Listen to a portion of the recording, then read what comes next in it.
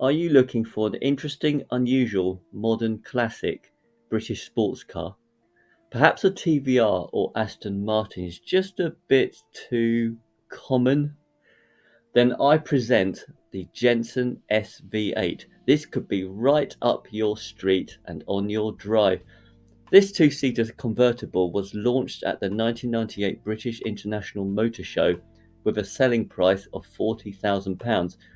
The SV8 is powered by a Ford Mustang-sourced 4.6-litre V8 engine producing 325 bhp with a top speed of 160 miles an hour and a 0 to 60 time of under 5 seconds.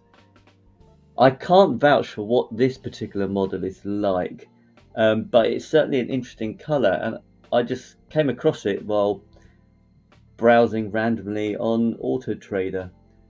So the first of all, you'll notice that the price is 28,950, and I use something called AT Price Tracker as an add-on for my browser, and you can see originally it was put on for pretty much the original price. So you can see that instantly you're saving 10k or 11k now. It's quite an interesting design. I like the colour for a start, but what I particularly like is the fact that it's so rare. I've not seen one in person. I imagine the sound would be quite good. But let's look at the pictures first of all. So it might be a challenging design, and fair enough. You know, you've got this slash down the middle of the car, which it'll give an essence or feel of speed. And I think that's what the designer's going for. And you've got those traditional vertical slats to draw out or to encourage airflow around the engine, for instance. There's a certain hint at the side of MG, and you've got very subtle haunches, which I like. The rear may be a bit of a challenge. I can see elements of the TVR Speed 12 in there somewhere. Um, yeah, it's.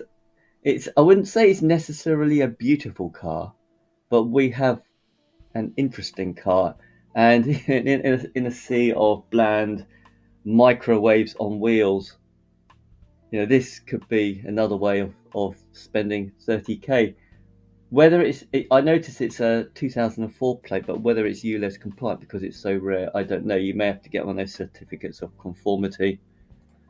So having a look again around the front, it's certainly a more challenging design from an aesthetic viewpoint. The wheels are very much like Audi. The interior, it looks pretty special to be in. You can see it's got the sort of the high, I don't know if you call it that, wing supportive chairs, very sporty, and it's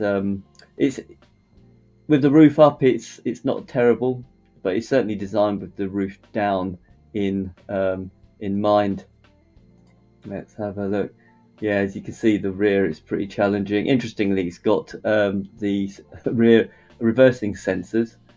So we'll look at the details more in a moment. It's pretty practical. As a car goes, a nice three-spoke steering wheel. There's this weird metal strut which kind of reveals the underlying what do you call it, support or structure of the vehicle. I don't know if trim is missing.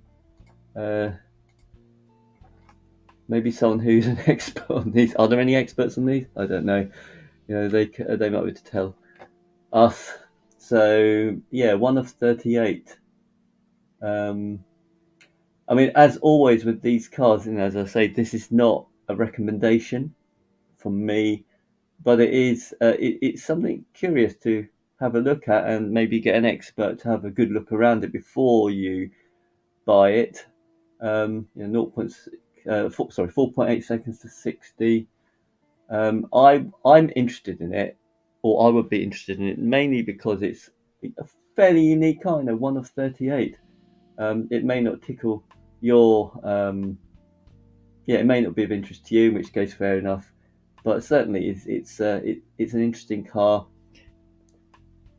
So yes, it's an interesting car because it's different, and that's why I was kind of drawn to it. If you want something to, if you turn up to Brooklands on a particular day when it's relevant, then it might turn a few heads and start a conversation or two. A bit like an overweight penguin breaks the ice. Sorry. So it sounds like it's been well looked after. You know, they talk about show and shine trophy, two owners. Yeah, who knows? It is a risk as always. And as for parts, don't know. You know, it might be difficult to get hold of parts. Where can we look now? There's not actually much information that I can get from this from Autotrader. Yeah. Go No, it doesn't tell me about running costs. That's unusual. That's because it's such a rare car.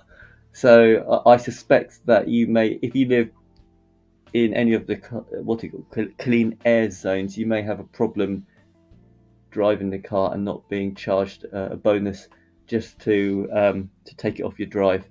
So that's something to consider. I live just inside.